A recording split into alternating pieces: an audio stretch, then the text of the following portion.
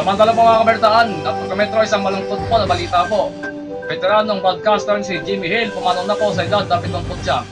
Pumanaw na po sa veteranong news reporter, anchor at radio commentator na si Jaime Rodrigo Hill o mas kilala bilang si Jimmy Hill o si Kaigme sa edad na 70.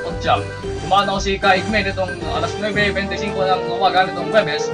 Nagsilbing newswriter si Jimmy sa hipilang DCWB at ang GMA noong 1979 hanggang sa maging TV reporter noong 1982 at nagbalita tungkol sa Western Police District na ngayon ay Manila Police District at sa iba pa. Marami siyang mga i-cover na general assignments hanggang sa kanyang pagre-retiro.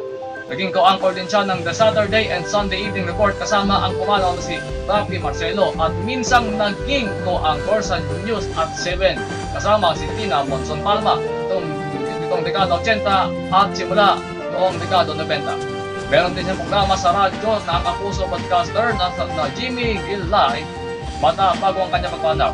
Naiwan o naulila ni Jimmy ang kanyang asawang si Ana at rin si 4 na anak na babae, 2 anak na lalaki at 11 mga